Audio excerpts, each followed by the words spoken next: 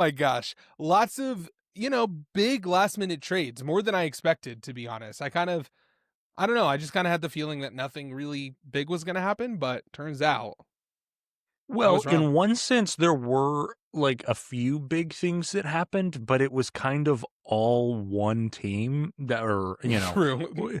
like one and a half teams. And then almost no one else actually really did much of note. Like Yeah. the Chiefs made no moves, the Bills really didn't make any moves, the Patriots didn't make. The AFC kind of just saw the Colts make a move to go all in, and it is a little funny. They saw that and were like, "Oh, okay, should go right I guess we'll ahead." do nothing now. I guess we'll do nothing, which is a really funny way to react and might be a bit telling about what they think about Indianapolis's chances long term this season. But we can go and hop right into it. 2 inches short, maybe less. Story of my life. It's been a while since he's seen a hole that big. If you say he's a bust and you end up right, it's not because you're some genius. It's because you got lucky. How I feel, man? Tell me how I feel, El Freaky. We pray that these bird 30s would nourish us and allow us to throw the ball. They got to go get this bread. If you suck, you might as well suck with purpose. And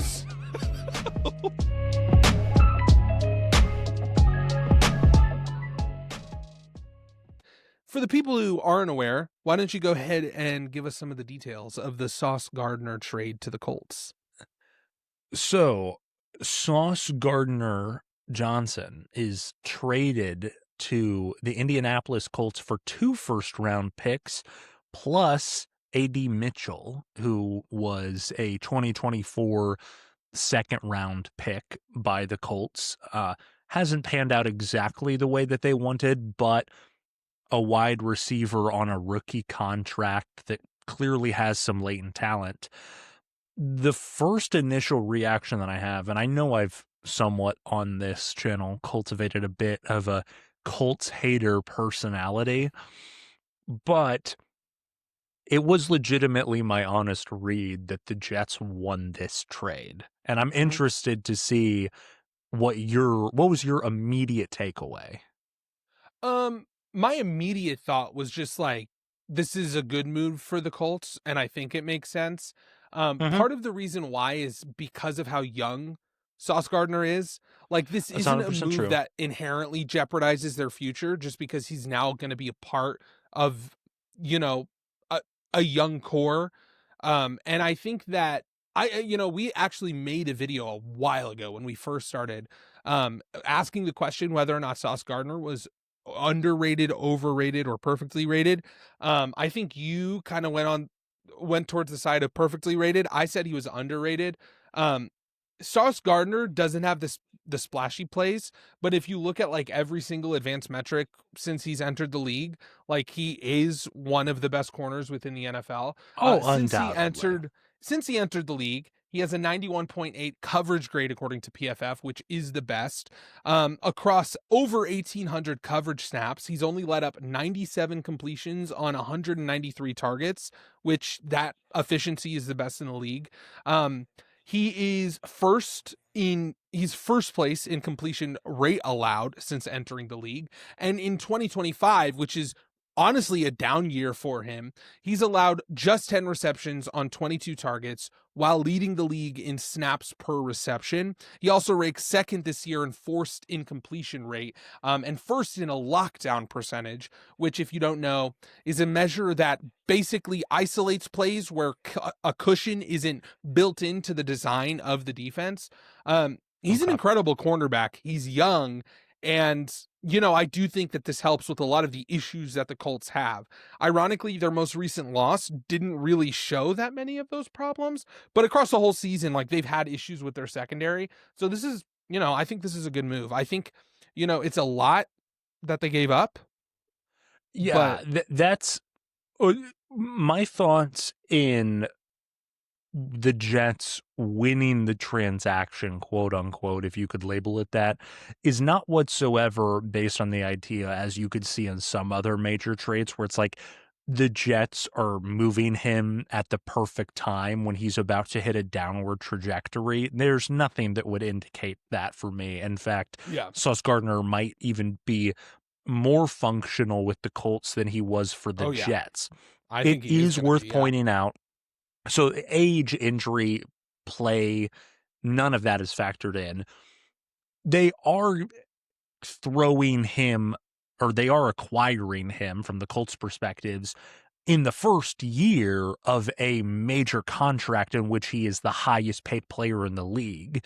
So it's Yeah. not where they're getting him as a free agent and then having to rework a contract. They're locking him in for the future. But in terms of just as a player by himself, he is, if not worth every single dollar that he's getting paid, close enough to where you're fine giving him that money for peace of mind. Yeah, for sure. I think that this is one of those trades where, because like my initial reaction was to say that the Jets won the trade. I think the reason why is because the Jets basically have guaranteed the most amount that they could get from this trade, if that makes sense. Like the best case scenario, I guess, it depends on what those picks turns into, but at least for like, the right now, it feels like the Jets basically maximized what they were able to do with Sauce Gardner, where there's still a question mark related to the Colts. Obviously, a lot of people, including you, don't believe in the Colts as actual contenders. And I think I just think that the Colts, like, it's hard to imagine that what would make this trade worth 2 first round picks is actually going to happen, just because I think of the question that's related the to the Colts as a discussion whole. that I wanted to start. But to quickly talk about like the value of draft picks, because I have two personalities that are not completely opposed when it comes to football, but somewhat opposed. So, as for instance, last week I was in my sort of football meathead, like wearing the glasses, the shades with the pink shades.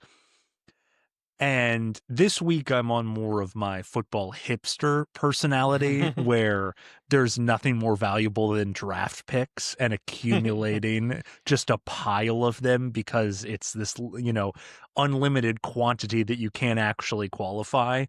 But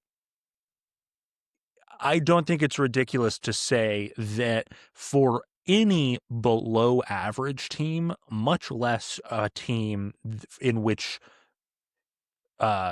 in a situation that the Jets are in, receiving 2 first round picks for a DB is a value that you pretty much have to Right. take regardless of the Right. player. That Absolutely. immediately transitions into the Colts argument because you kind of provided the details of Sauce Gardner's play, and anyone who has seen Sauce Gardner play and knows football knows that he's going to provide value for this team. The question is, does it outweigh the trade value of 2 first round picks? What result do the Colts have to have? Let's just say this season. Obviously, they've got Sauce Gardner for, 3 more seasons hypothetically after that. But let's just talk about this season.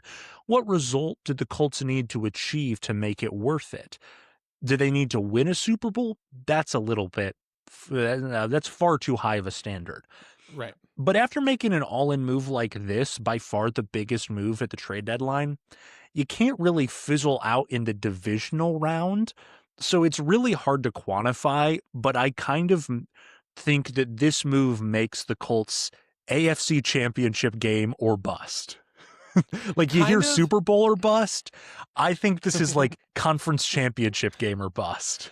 I think that I guess, I don't know. Part of me thinks that like it depends on the context of the game. Like let's say that they go into the divisional round against teams like the Chiefs per se, and they give them a hard fight and a game lose that in the likely end. based off of that scenario they would be hosting. Yeah, true. I guess like I just think that if they go into that game and put up a good fight and like it comes down to like a Harrison Butker field goal in the end or something like that, then obviously you would say like Like, I think I would still say, like, okay, clearly if we see the impact that a Sauce Gardner has on this defense, that seems worth it to me. I think the issue, though, is that the way that they've been playing this season, I feel as if that expectation should have already been there. And so That's fair. it's weird because I don't know if it necessarily changes the expectation for the Colts as more of just, I don't know. Which But kind of creates, and I'm not trying to twist your words, but I can see the gears turning in your mind, which almost kind of poses the question of if cashing in 2 first-round picks for a major player doesn't really change the expectations that are deserved for your season, was it the right move to make? Like, Sauce Gardner is great. So that is the question. They're going to get on paper better. And I'm not saying we have to come to a definitive answer right now. I'm more so just putting that out there. Like, they have clearly, even if they didn't set a standard specifically of like, we have to reach this marker in the season, they have established that there is an expectation for this season by making this type of move. Yes. Like, basically what I think this is, I mean, they're putting their balls on the table is what they're doing. They're basically saying that, you know, and that's why, again, I feel like the natural reaction is to say that the Jets won this trade is because the Colts are the ones that are taking the risk, right? Like, Which is the fair. Colts are the ones that are saying that, like, it isn't this, you know, no longer is it this fairy tale run where it's like, you know, in one offseason with moves around the edges, essentially, and the signing of Daniel Jones, did we put ourselves in this position? Now we have consciously made moves to go towards this direction as legitimate Super Bowl contenders, and there's risk that comes with that. Obviously, the risk is the 2 first-round picks, but I don't know. I think that this clearly makes the Colts better. The question with the Colts is just, can they sustain the amount of success? Like, is it all sustainable? Like, we know what they can do, and at their best, that offense is good enough that they can beat anybody. Like, I truly believe that. Like, with the Colts playing the offensive scheme that they have shown that they can play, if they can keep that up for a playoff run, they can make the Super Bowl. But that's the question that is determining their ceiling, not necessarily how their defense performs, if that makes sense. Mm-hmm. It's a move that makes the floor of the defense higher in making it to where the offense doesn't have to perform at 100% capacity in order to win, you know, a tough playoff game. I get that. It moves the odds more in your favor, and we can kind of leave it at that. I don't think it necessarily increases their ceiling, is the final thing I'll say. That's probably true, which isn't necessarily bad, but it is worth of note anytime you cash in 2 first-round picks. Exactly, because like a lot of times you'd want, you know, if you're cashing in 2 first-round picks, that like, also it just covers seems up a like the weakness, nature doesn't of the amplify a strength. It's also, I think it's also somewhat contingent on not just the value of the picks, but the value of the position of DB, because I would feel far different if it was someone at the same caliber of that position, but a defensive end or if a it was pass Micah rusher. Parsons, right? Like, yeah, if it was Micah, like totally different conversation. Like, that's unfair, but that is the nature of the game. Positions have different values. Like, we're not people who believe that the quarterback is the end-all be-all, but there's certainly value to positions. Yeah, I'm with you there. And so the last thing I'll say is that the Colts moving A.D. Mitchell is not really a negative for them. No. I think that A.D. Mitchell, the physical traits are there. He has been such a negative on that offense. Like, every time he touches the ball, something, like, he lost them the Rams game. Like, independently, he dropped the ball before he got into the end zone. Like, I think the temptation of putting him in was so strong that they were like, we just need him out of the building. Maybe the Jets got that. Maybe it was originally going to be 1 first-round pick, and the Jets were like, "You're giving We'll us take AD on- Mitchell. You need to throw in another first." Oh my gosh. Anyway, but we can move on. I think right now, Jets, in terms of like who Well, let's got... just naturally transition into the Quinnen Williams trade. All right, sounds good. Yeah, Quinnen Williams. This is another situation where it feels good for both sides. I feel far more strongly in terms of like when I said my gut reaction for the Sauce Gardner trade was that the Jets won. It was like that was a gut reaction, and then I sort of balanced it out. Sure. This one, it was my gut reaction, and I've pretty much stuck with it. But I'll let you lay out your thoughts first. Really, all it boils down to is that Jerry Jones essentially turned Micah Parsons into Kenny Clark, Quinnen Williams, and a first-round pick. And yeah, exactly. Those are my thoughts as well, and they aren't good thoughts. Like that was the exact analysis I was about to do. I'm just saying that feels better. Were you about to? I mean, I guess that's it. But not that's really. It's not that like. What I'm saying is that the Cowboys. I was very adamant about how I thought they completely mishandled the Micah Parsons situation. This compensation to me feels better than what they had before, which is so it's one of those things in the where it's like exact if you opposite camp where I think that I was like removing or with the context of how bad the Micah Parsons situation was getting, I was actually pretty at worst ambivalent to their trade return. And then in the hindsight of this trade, it only gets worse for me. Okay. I get that. I'm not trying to be a contrarian, but that's legitimately where I'm at. You mean. Because, I mean, also for some context here, when I first got the alert of the Quinnen Williams trades, I literally just like, I chuckled and I was like, a Jets fire sale, good for them, because it just headlined first round pick because the details hadn't come out yet besides that. And then you find out that it's not just the 2027 first round pick, it's also a 2026 second round pick. True. Like that, which is it as valuable as a first round pick? Obviously not. That's why one's one and one's two. But a second round pick is basically a blue chip pick. Your first and your second round picks are right there in terms of value. And that's the way I perceive it. And then there's kind of a drop off after round 2. I think that the problem is also the context of the Cowboys.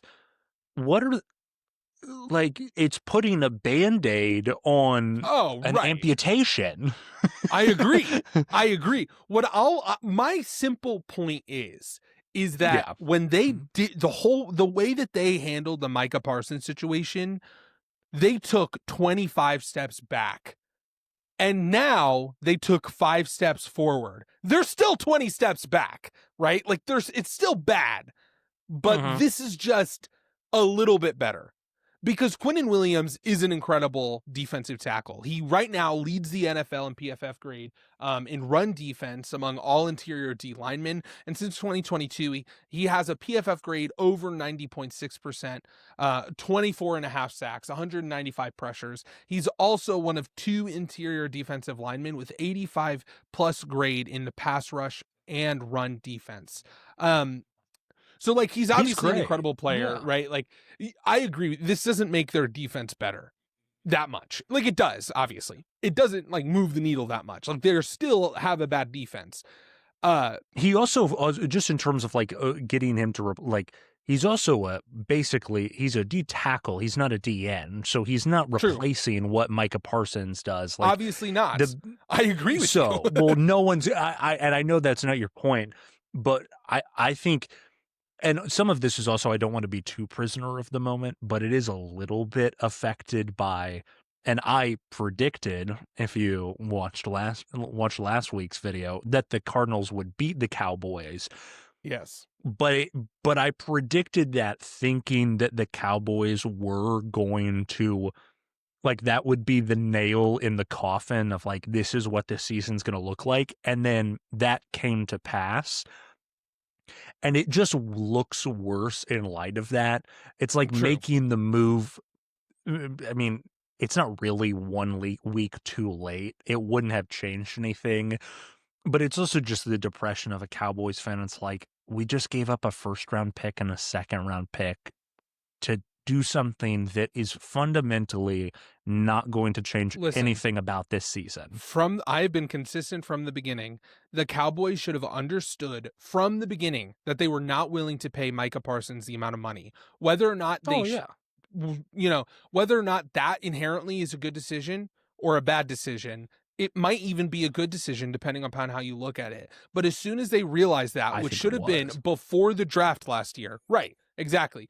Both of us, I'm not fully come around, but regardless of whether or not it is independently in a vacuum a good decision to not sign Micah Parsons to that massive contract that he signed. You should have realized that around the draft, and you could have gotten way more compensation, right, in that moment. And so that's why I'm saying, like, I was so much more critical of the Micah Parsons trade than you were, just because I thought that it was bad practice all around, that there was zero foresight, and they were incredibly reactionary to the fact that it wasn't like they made a decision. It was that they made a decision up until the very last second, which is what they always do. Now what they're doing just is describing they're Jerry essentially Jones, yeah, exactly. Now what they're doing is, because how many firsts did they get for Micah Parsons? They got 2, right? 2. Or did they just get 1? They got 2. Now they're basically banking in on the fact that Quinnen Williams, like if you got a Quinnen Williams in the first round, that's a successful pick. Yes. So that's why it's like, in my mind, this is a little bit better, simply because it's like now they have a guaranteed asset. That being said, if they would have done what I think both of us would agree they should have done to begin with, which is trade Micah Parsons early, that should have set off a chain of events of them offloading some assets and rebuilding the defense a smart way, as opposed to what they're doing now. Yeah, and we don't need to, I agree with pretty much all of that. I'll just, to clarify my statements, because it was a long time ago on not wanting to pay Micah Parsons if I'm the Cowboys, that's with the context, as this is something I've harped on for forever. You as a franchise can't pay the 3 highest paid positions top dollar. They were already paying Dak Prescott top dollar, CeeDee Lamb top dollar. You can't then pay your defensive end superstar top dollar. It just doesn't work. Would you rather have Micah Parsons signed to top dollar than Dak Prescott signed to top dollar? Sure, but that's not the context they were working with. Yeah. As far as the Jets go, and this is just relates to both of the big trades that they made, great job, right? Good. Like you did what you needed to do. Right. Like you did what you needed to do. Now let's see if you can actually draft a quarterback. That's the question now. Like, can you draft a quarterback? Because if you think about it, they've actually done a pretty good job drafting outside of that one position. Unfortunately, that's like the most important position whenever you're trying to build a franchise. I don't have. This will be a video that will be coming probably near the beginning of the off season. A little bit of crossover with our college football folks. I'm not liking the way that the quarterback draft class is lining up. I think there's going to be a lot of dead hopes and dreams built into the 2026 NFL QB draft class. Well, I guess we'll just have to wait and see. With that in mind, we can move on to the final trade, right? And I really wanted to harp on this because I really want to give the Seahawks some love. They traded Rashid for Rashid Shaheed, which I thought was a glove in hand fit for what that offense is trying to do. What are your initial thoughts? Yeah, Rashid Shaheed to the Seahawks is... this Seahawks team wins me over more and more by the day. I just, every day, they might be the team that I have the greatest disparity on from when we first started this podcast. Once again, 100%. We've issued multiple apologies to the fans of Seattle. I would like to, if it wasn't infeasible with where I'm at, like I'll be on my knees. Bad. That's my bad, dude. That's on me. All right. That is on me, Seattle. I did not pick up what you were laying down. No, I've been consistent on how much I love Mike McDonald. Right. I just didn't think it would matter. But I'll say a 4th and 5th round pick for New Orleans. Rashid Shaheed was going to be a free agent at the end of the season. So this isn't an L for New Orleans by any means. In fact, in one sense, it's just it's turning nothing into something. And that's not a bad thing for Seattle. Seattle just capitalized on the fact that they could make this move for relatively cheap. New Orleans was going to do absolutely nothing this season, obviously. They get some draft capital that they're desperately going to need. So it's not like this isn't one of those trades where you go, whoa, the Seahawks totally won this trade. It's not really a trade that you win. It's more so just the Seahawks looking at a squalid team like New Orleans and going, I'll have your player and I'll give you this. You can take this 4th and 5th rounder. That one will be mine. Yes. And it's great. More for Sam Darnold, which giving Sam Darnold more is not a bad approach to when you have Sam Darnold as your quarterback. Yeah. We'll probably talk about a little bit about the Seahawks offense later in this video, but here's the thing with the Seahawks. To give some context, their whole scheme, right? Clint Kubiak is the offensive coordinator. He comes from the Shanahan tree. And so the basic principles of that is establish the run, that plays into play action pass, and then that leads to deep balls. And so to understand that, we have to understand, what is Rashid Shaheed good at? Well, according to, I think this was PFF, since 2023, he leads the NFL with 50-yard plus touchdown catches with 7. That's his thing. That's where he brings value to an offense. He is fast. He has great ball skills. He can find the ball and he can get in the end zone. And his ability to suck in these balls. Exactly, dude. Sam Darnold, on the other hand, right? This year, he leads the league in completion percentage for throws over 20 yards at 61.3%. He also leads the leagues with touchdowns with 4. Darnold has a 97.4 passing grade on 20-plus yard throws down the field, while Shaheed has a 94.5 receiving grade on those same plays. What Seattle just did is they took their quarterback, who is by far and away the best at throwing the deep ball in the NFL, and paired him with the receiver who by far and away is the best at catching those balls in the NFL. This is a hand-in-glove fit. It makes me so excited just because to see like the stars aligning for, like, this is so beautiful. Like, there is literally not a quarterback you'd rather give Shaheed or Rashid Shaheed the ball to. Like, he must have, when he got this call from his agent, he must have broke down in tears. Like, I think getting the call from match. your agent in any context saying that you no longer have to be a New Orleans Saints is one of the greatest calls that a man can receive. I mean, that might be like if Rashid Shaheed is a married man, and if Rashid Shaheed is a married man, or if he has kids, those moments are 2, and this one's just barely underneath them. Exactly. And to be fair, like, this isn't like one of those things where it's like obviously these numbers do seem a little bit unsustainable from Sam Darnold. That's his thing though, right? Like, that is how he was so successful last year with Justin Jefferson. Like, the Vikings last year made, a season from these types of explosive plays. And so I just love this for Seattle. Like, I'm also just shocked to hear those numbers from Shaheed. Because he's literally the best at it. He does one catching thing. balls from random New Orleans citizens off of the streets. Exactly. That's the craziest part. Like, he was doing that with Derek Carr and Spencer Rattler. Don't forget about Tyler Schach. Yeah, my bad. That's Tyler Schach.